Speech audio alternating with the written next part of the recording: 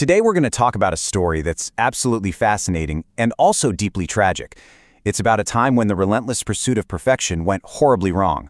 We're looking at Germany's Intercity Express, the icy train, a true marvel of high-speed engineering, and how a tiny, hidden flaw, a flaw that was actually designed to make the ride better, led to one of the worst rail disasters in modern history. So picture this, June 3rd, 1998. It's just another morning. Intercity Express 884 is gliding through the German countryside, heading from Munich to Hamburg. On board, everything's calm. Passengers are enjoying this incredibly smooth, quiet, and super fast journey that the icy trains were famous for.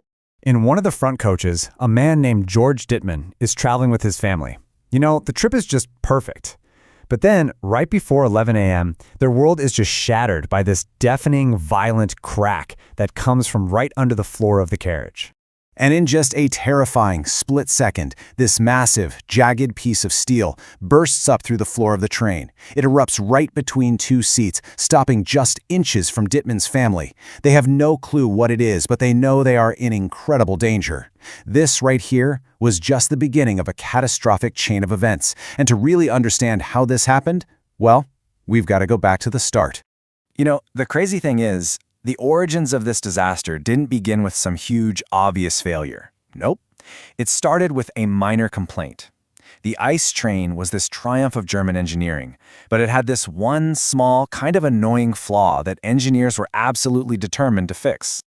So the original ICE trains used something called a monoblock wheel, and it's pretty much exactly what it sounds like, a single, solid piece of forged steel.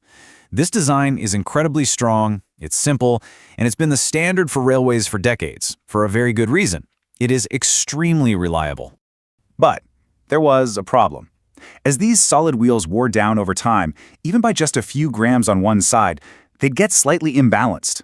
Now at 250 kilometers per hour, that tiny imbalance creates very noticeable vibrations.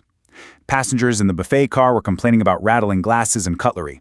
Now, this wasn't a safety issue, not at all, but it kind of ruined the whole luxury, high-speed experience. So the engineers came up with what on the surface seemed like a brilliant solution, a new type of wheel, specifically designed to absorb those vibrations and deliver that perfectly smooth ride everyone wanted. They called it the resilient wheel. And the difference here is absolutely key. Okay, so instead of one solid piece of steel, the resilient wheel was built like a sandwich. It had a steel outer tire and an inner steel hub, but they were separated by this 20mm rubber damper. And this little rubber ring, it worked perfectly. It absorbed the vibrations, made the ride totally silent and smooth. But it also created a deadly problem. You see, while a solid monoblock wheel vibrates when there's an issue, it tells you something is wrong. The resilient wheel gave zero warning. The rubber just masked everything. And here is the craziest part. This design was adapted from slow-speed city trams, which only traveled at about 30 kilometers per hour. And this right here is the crucial, fatal mistake. This wheel design, a design meant for slow, urban transport, was put onto a train traveling nearly 10 times faster. And it was approved without any specific testing to see how it would actually hold up under the immense, incredible stresses of high-speed rail. What makes this whole story even more tragic is that this disaster was preventable. The catastrophic failure of that wheel wasn't just some unforeseen accident. There were clear, explicit warnings that were, for a number of reasons, completely ignored.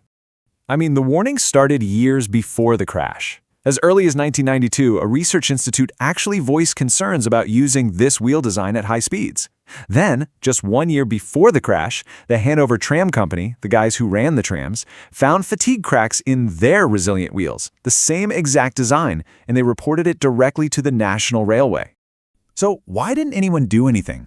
Well, the tragic irony is that the very feature designed for passenger comfort created a deadly blind spot. Because passengers weren't complaining about vibrations anymore, the railway just assumed everything was fine. But in reality, those rubber dampers were just muffling the telltale signs of the steel wheels literally cracking and tearing themselves apart. And that brings us back to the final, horrifying moments on June 3rd. We're back on the train, just after that metal shard burst through the floor.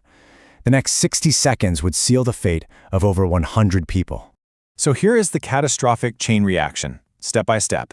First, a fatigue crack on a wheel in the very first carriage finally gives way, and the outer steel tire peels off. That's the piece of metal that shot up through the floor. As the train barrels on, this now dangling piece of steel snags a track switch at a junction, and it forces the switch to change position. The first two coaches make it through okay, but the third coach is violently thrown onto the next track over, where it slams sideways into the pillar of a massive concrete road bridge. The bridge instantly collapses, and the coaches behind it, still going 200 kilometers an hour, plow directly into the pile of wreckage. The final toll was just devastating. 101 people lost their lives. And another 88 were seriously injured. To give you a sense of the sheer force of this impact, two of the coaches were crushed under that 300-ton bridge to a height of just 6 inches. It was Germany's worst rail disaster since World War II. In the aftermath, investigators faced this enormous task of figuring out how the world's safest train could fail so completely, so catastrophically. And what they found would change railway safety not just in Germany, but around the world forever. So, the investigation confirmed what they suspected. The root cause was metal fatigue in that resilient wheel, but it also uncovered some really serious systemic failures. Records showed the very wheel that failed had been reported for irregularities 8 separate times, but it was never replaced. On top of that, while there were machines that could detect these cracks, inspectors were just using handheld torches for visual checks because the machines were thought to give too many false alarms. The lessons learned were put into action, and fast. The entire IC fleet was immediately refitted with the old reliable monoblock wheels. They changed the infrastructure, relocating bridges away from vulnerable track junctions. They even addressed small details, like replacing pressure-proof windows to help rescuers get in. The Ashady disaster is now a mandatory case study for every single railway engineer in training. So when you boil it all down, here's the lesson. The engineers had successfully gotten rid of an annoyance, the vibrations. But in doing that, they had unknowingly gotten rid of a critical safety warning. They had made the train so quiet, so perfect, that it could no longer tell them it was breaking apart. The Ashady disaster is really this chilling reminder that in any complex system, the push for comfort and perfection can sometimes hide very real dangers right under our noses. And it leaves us with this crucial question that we have to ask ourselves in every field of technology. How do we make sure that our amazing quest for innovation never, ever outpaces our commitment to safety?